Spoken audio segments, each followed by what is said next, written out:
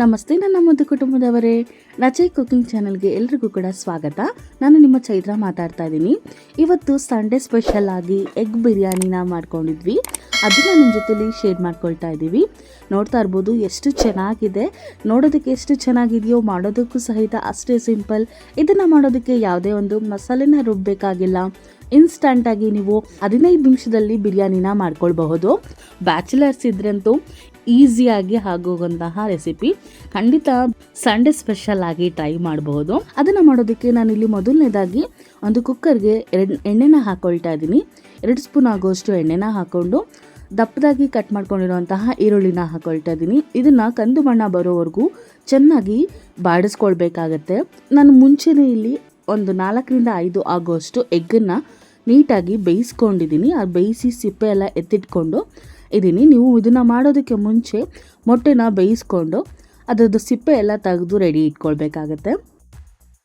ಇದನ್ನು ಮಾಡೋವಾಗಲೇ ನಾನು ಪಕ್ಕದಲ್ಲಿ ಮೊಟ್ಟೆನ ಬೇಯಿಸ್ಕೊಳ್ಳೋಕ್ಕೂ ಸಹಿತ ಇಟ್ಟಿದ್ದೆ. ನೋಡಿ, ಈ ಒಂದು ಹದಕ್ಕೆ ಬರಬೇಕು. ಈ ರೀತಿಯಾಗಿ ಕಂದು ಬಣ್ಣ ಬರೋವರೆಗೂ ಚೆನ್ನಾಗಿ ಈರುಳ್ಳಿನ ಫ್ರೈ ಮಾಡಿಕೊಂಡ್ರೆ ಲಾಸ್ಟಲ್ಲಿ ಎಗ್ ಬಿರಿಯಾನಿ ಮೇಲ್ಗಡೆ ಹಾಕೋದಕ್ಕೆ ಚೆನ್ನಾಗಿರುತ್ತೆ. ಹಾಗಾಗಿ ನೋಡಿ, ಇವಾಗ ಅದನ್ನು ಎತ್ತಿಟ್ಕೊಳ್ತಾ ಇದ್ದೀನಿ. ಎತ್ತಿಟ್ಕೊಂಡು ಅದೇ ಒಂದು ಕುಕ್ಕರ್ಗೆ ನಾನಿಲ್ಲಿ ರುಚಿಗೆ ತಕ್ಕಷ್ಟು ಉಪ್ಪು, ಅರಿಶಿನ ಪುಡಿ ಹಾಗೆ ಖಾರದ ಪುಡಿನ ಹಾಕ್ಕೊಳ್ತಾ ಇದ್ದೀನಿ. ಮತ್ತು ಎಣ್ಣೆನ ಹಾಕ್ಕೊಳ್ತಾ ಇದ್ದೀನಿ 1 ಸ್ಪೂನ್ ಆಗೋಷ್ಟು. ನಾವು ಬೇಯಿಸಿ ಇಟ್ಕೊಂಡಿರುವಂತಹ ಮೊಟ್ಟೆನ ಈಗ ನಾನು ಎಲ್ಲ ಕಡೆ ಒಂದು 4 ಭಾಗಗಳಲ್ಲಿ ಕಟ್ ಮಾಡಿ ಹಾಕ್ಕೊಳ್ತಾ ಇದ್ದೀನಿ. ನೋಡಿ, ನಾನಲ್ಲಿ ಕಟ್ ಮಾಡಿದ್ದೀನಿ. ಅದು ನಿಮಗೆ ಕಾಣಿಸ್ತಾ ಇಲ್ಲ, ಬಟ್ ಸ್ಲೈಡಾಗಿ ನಾವು ಕಟ್ ಮಾಡ್ಕೊಳ್ಬೇಕಾಗುತ್ತೆ. ಈಗ ನಿಮಗೆ ಕಾಣಿಸ್ತಾ ಇರ್ಬೋದು. ಈ ರೀತಿಯಾಗಿ ರೋಸ್ಟ್ ಮಾಡಿ ಎತ್ತಿಟ್ಕೊಳ್ಬೇಕಾಗತ್ತೆ. ನೋಡಿ, ಎಷ್ಟು ನೀಟಾಗಿ ಎಗ್ಗನ್ನ ಬೇಯಿಸ್ಕೊಂಡಿದ್ದೀವಿ. ನಂತರ ಅದೇ ಒಂದು ಕುಕ್ಕರ್ಗೆ ನಾನಿಲ್ಲಿ ಈರುಳ್ಳಿ ಸ್ಲೈಸಾಗಿ ಕಟ್ ಮಾಡ್ಕೊಂಡಿರೋಂಥ ಈರುಳ್ಳಿ, ಹಸಿಮೆಣಸಿನ್ಕಾಯಿ ಹಾಗೆ ಆಲ್ ಸ್ಪೈಸಸ್ನ ಹಾಕ್ಕೊಳ್ತಾ ಇದ್ದೀನಿ. ಹಾಕಿ ಇದೆಲ್ಲ ಸ್ವಲ್ಪ ನೀಟಾಗಿ ಬಾಡಿಸ್ಕೊಳ್ಬೇಕಾಗತ್ತೆ. ನಂತರ ಇದಕ್ಕೆ ಶುಂಠಿ ಬೆಳ್ಳುಳ್ಳಿ ಪೇಸ್ಟ್ನ ಹಾಕ್ಕೊಳ್ತಾ ಇದ್ದೀನಿ 1 ಸ್ಪೂನ್ ಆಗೋಷ್ಟು. ಸ್ವಲ್ಪ ಕಟ್ ಮಾಡ್ಕೊಂಡಿರೋಂತಹ ಪುದೀನನ ಹಾಕ್ಕೊಂಡು ಒಂದು ಮೀಡಿಯಮ್ ಸೈಜ್ನಲ್ಲಿ ನಾನು ಟೊಮೊಟೊನ ಕಟ್ ಮಾಡಿ ಇಟ್ಕೊಂಡಿದ್ದೆ, ಅದನ್ನು ಸಹಿತ ಹಾಕ್ಕೊಳ್ತಾ ಇದ್ದೀನಿ. ಹಾಕಿ ಎಲ್ಲವನ್ನು ಸಹಿತ ನೀಟಾಗಿ ಬಾಡಿಸ್ಕೊಳ್ಬೇಕಾಗತ್ತೆ. ಟೊಮೊಟೊ ಎಲ್ಲ ಸಾಫ್ಟ್ ಆಗಬೇಕು. ನಿಮ್ಗೆ ಮುಂಚೆನೇ ಹೇಳಿದೆ ಅಲ್ವಾ, ಇದು ರುಬ್ದೇನೆ ನಾವು ಇನ್ಸ್ಟಂಟಾಗಿ ಮಾಡ್ಕೊಳ್ಬೋದಾಗಿರೋಂತಹ ಬಿರಿಯಾನಿ ಅಂತ.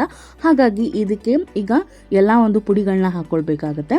ಹಾಗಾಗಿ ಗರಂ ಮಸಾಲ, ಸಾಂಬಾರ್ ಪುಡಿ, ಧನಿಯಾ ಪುಡಿ, ಖಾರದ ಪುಡಿನ ಹಾಕ್ಕೊಳ್ತಾ ಇದ್ದೀನಿ. ಹಾಗೆ ಅರಿಶಿನ ಪುಡಿನೂ ಸಹಿತ ಹಾಕ್ಕೊಳ್ತಾ ಇದ್ದೀನಿ. ಹಾಕಿ ಎಲ್ಲವನ್ನು ಸಹಿತ ನೀಟಾಗಿ ಮಿಕ್ಸ್ ಆಗೋ ರೀತಿಯಾಗಿ ಬಾಡಿಸ್ಕೊಳ್ಬೇಕಾಗತ್ತೆ. ನಾನಿಲ್ಲಿ ಎಣ್ಣೆ ಜಾಸ್ತಿ ಬಳಸಿಲ್ಲ, ನೀವು ಬೇಕಾದ್ರೆ ಜಾಸ್ತಿ ಬಳಸ್ಕೊಂಡ್ರು ಚೆನ್ನಾಗಿರುತ್ತೆ. ನಂತರ 1 ಕಪ್ ಆಗೋಷ್ಟು ನಾನಿಲ್ಲಿ ಮೊಸರನ್ನ ಹಾಕ್ಕೊಳ್ತಾ ಇದ್ದೀನಿ. ಗಟ್ಟಿ ಮೊಸರನ್ನ ಹಾಕಿದ್ರೆ ತುಂಬ ಚೆನ್ನಾಗಿರುತ್ತೆ. ಹುಳಿ ಬಂದಿರೋ ಮೊಸರನ್ನ ಹಾಕಿದ್ರೆ ನೋಡಿಕೊಂಡು ನೀವು ಬಳಸಿ.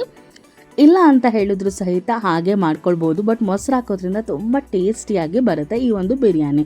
ಹಾಕಿದ ತಕ್ಷಣ ಎಲ್ಲನೂ ನೀಟಾಗಿ ಬಾಡಿಸ್ಕೊಂಡು ನಂತರ ಆಗಲೇ ಕಟ್ ಮಾಡಿ ಮತ್ತು ಬೇಯಿಸ್ಕೊಂಡು ಇಟ್ಕೊಂಡಿರುವಂತಹ ಮೊಟ್ಟೆನೂ ಸಹಿತ ಹಾಕ್ಕೊಂಡು 1.5 ಗ್ಲಾಸ್ ಆಗೋಷ್ಟು ಮುಂಚೆನೇ ನೆನೆಸಿ ಇಟ್ಕೊಂಡಿದ್ದೆ, ಅದನ್ನು ಸಹಿತ ಹಾಕಿ ಎಷ್ಟು ಬೇಕೋ ಅಷ್ಟು ನೋಡಿಕೊಂಡು ನಾವು ನೀರನ್ನು ಸೇರಿಸ್ಕೊಳ್ಬೇಕಾಗತ್ತೆ. ನೀರನ್ನು ಸೇರಿಸಿದ ನಂತರ ನೀಟಾಗಿ ಎಲ್ಲವನ್ನು ಸಹಿತ ಮಿಕ್ಸ್ ಮಾಡಿಕೊಂಡು ಈಗ ಇದಕ್ಕೆ ರುಚಿಗೆ ತಕ್ಕಷ್ಟು ಉಪ್ಪನ್ನು ಹಾಕ್ಕೊಳ್ಬೇಕಾಗತ್ತೆ. ಕಟ್ ಮಾಡ್ಕೊಂಡಿರುವಂತಹ ಪುದೀನ ಮತ್ತು ಸ್ವಲ್ಪ ಕೊತ್ತಂಬರಿನ ಹಾಕ್ಕೊಳ್ಬೇಕಾಗತ್ತೆ. ನಂತರ ಆಗಲೇ ಫ್ರೈ ಮಾಡಿ ಇಟ್ಕೊಂಡಿರುವಂತಹ ಈರುಳ್ಳಿ ಇತ್ತಲ್ಲ, ಅದನ್ನು ಸಹಿತ ಇವಾಗ ಹಾಕ್ಕೊಳ್ಬೇಕಾಗತ್ತೆ. ಪೂರ್ತಿಯಾಗಿ ಹಾಕ್ಕೊಳ್ಳಿ. ಇದೇ ಒಂದು ಮೆಥಡ್ನ ನೀವು ಚಿಕನ್ ಬಿರಿಯಾನಿ, ಮಟನ್ ಬಿರಿಯಾನಿ ಅಥವಾ ಮಶ್ರೂಮ್ ಅಥವಾ ಪನ್ನೀರ್ನಲ್ಲಿ ಮಾಡಿದ್ರು ಸಹಿತ ತುಂಬ ಚೆನ್ನಾಗಿರುತ್ತೆ. ಹಾಗೆ ಹಸಿಮೆಣ್ಸಿನ್ಕಾಯಿನ ಸ್ವಲ್ಪ ಹಾಕ್ಕೊಳ್ತಾ ಇದ್ದೀನಿ ಕಟ್ ಮಾಡಿ. ಖಾರ ಇಲ್ಲ ಈ ಒಂದು ಹಸಿಮೆಣ್ಸಿನ್ಕಾಯಿ, ಹಾಗಾಗಿ ಹಾಕ್ಕೊಳ್ತಾ ಇದ್ದೀನಿ.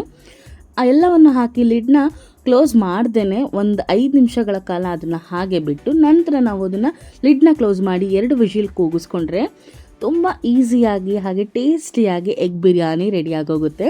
ನೋಡಿ, ಈಗ ನಿಮಗೆ ಲಿಡ್ನ ಓಪನ್ ಮಾಡಿ ತೋರಿಸ್ತಿದ್ದೀನಿ. ಎಷ್ಟು ಚೆನ್ನಾಗಿ ಬಂದಿದೆ ನೋಡಿ ಎಗ್ ಬಿರಿಯಾನಿ. ನೋಡ್ತಾ ಇರ್ಬೋದು, ಕಲರ್ಫುಲ್ಲಾಗಿ ಬಂದಿದೆ ಅಲ್ವಾ. ನಿಜವಾಗ್ಲೂ ಟೇಸ್ಟ್ ಮಾತ್ರ ತುಂಬಾ ಚೆನ್ನಾಗಿತ್ತು. ಎಗ್ನ ಇಷ್ಟಪಡೋರಂತೂ ಡೆಫಿನೆಟ್ಲಿ ಟ್ರೈ ಮಾಡಬೇಕಾಗಿರೋಂತಹ ರೆಸಿಪಿ ಅಂತ ಹೇಳ್ತೀನಿ. ನೀವು ಯೂಶ್ವಲಿ ಮಾಡ್ಕೊಳ್ತೀರಾ ಎಗ್ ಬಿರಿಯಾನಿನ, ಆದರೆ ಈ ಒಂದು ವಿಧಾನದಲ್ಲಿ ಮಸಾಲೆನ ರುಬ್ದೇನೆ ಸಿಂಪಲ್ಲಾಗಿ ಮಾಡ್ಕೊಳ್ಬೇಕು ಅಂತ ಹೇಳಿದ್ರೆ ಡೆಫಿನೆಟ್ಲಿ ಟ್ರೈ ಮಾಡ್ಬೋದು. ಬ್ಯಾಚುಲರ್ಸ್ ಇದ್ರಂತೂ ಇದು ತುಂಬಾ ಈಸಿಯಾಗಿ ಆಗೋವಂತಹ ರೆಸಿಪಿ. ಖಂಡಿತ ಬ್ಯಾಚುಲರ್ಸ್ ಇದನ್ನು ಸಂಡೇ ಸ್ಪೆಷಲ್ ಆಗಿ ಟ್ರೈ ಮಾಡಬಹುದು. ನೋಡಿ, ಎಷ್ಟು ಚೆನ್ನಾಗಿ ಆಗಿದೆ ಅಲ್ವಾ. ನೋಡ್ತಾ ಇರ್ಬೋದು. ಈಗ ನಾನು ಇದನ್ನು ಸರ್ವ್ ಮಾಡಿಕೊಂಡು ಸಹಿತ ನಿಮಗೆ ತೋರಿಸ್ತೀನಿ. ಬಿಸಿ ಬಿಸಿಯಾಗಿ ಇದನ್ನು ತಿನ್ನೋದಕ್ಕೆ ತುಂಬಾ ಚೆನ್ನಾಗಿರುತ್ತೆ. ಇದ್ರ ಜೊತೆಲಿ ಒಂದು ಚಿಕ್ಕದಾಗಿ ಆಮ್ಲೆಟ್ ಏನಾದರೂ ಹಾಕೊಂಡ್ಬಿಟ್ಟು ನೀವು ಸರ್ವ್ ಮಾಡಿದ್ರಂತೂ ಇನ್ನೂ ತುಂಬ ಚೆನ್ನಾಗಿರುತ್ತೆ. ಇಲ್ಲ ಅಂತ ಹೇಳಿದ್ರೆ ಹಾಗೇನೂ ಸಹಿತ ಇದನ್ನು ತಿನ್ನಬಹುದು. ಯಾವುದೇ ಒಂದು ರೈತ ಸಹಿತ ಬೇಕಾಗಿಲ್ಲ, ಅಷ್ಟು ತುಂಬ ಡೆಲಿಷಿಯಸ್ ಆಗಿ ಬಂದಿತ್ತು ಈ ಒಂದು ಎಗ್ ಬಿರಿಯಾನಿ. ನೋಡಿ, ನೋಡ್ತಾ ಇರ್ಬೋದು ಎಷ್ಟು ಚೆನ್ನಾಗಿ ಆಗಿದೆ ಅಲ್ವಾ. ಖಂಡಿತ ಇದನ್ನು ಟ್ರೈ ಮಾಡಿ ಹೇಗೆ ಬಂತು ಅಂತ ಹೇಳಿ ಕಮೆಂಟ್ ಸೆಕ್ಷನಲ್ಲಿ ಕಮೆಂಟ್ ಮಾಡೋದನ್ನು ಮರಿಬೇಡಿ.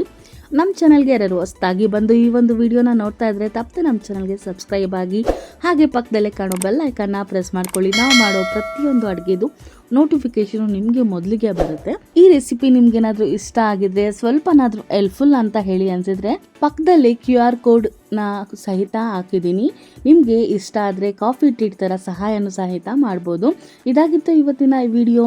ಮತ್ತೊಂದು ಹೊಸ ರೆಸಿಪಿ ಜೊತೆ ನಿಮಗೆ ನೆಕ್ಸ್ಟ್ ವಿಡಿಯೋದಲ್ಲಿ ಸಿಗ್ತೀನಿ. ಅಲ್ಲಿವರೆಗೂ ನಮ್ಮ ಚಾನಲ್ನ ಇದೇ ರೀತಿ ವಾಚ್ ಮಾಡ್ತಾ ಇರಿ. Thank you for watching.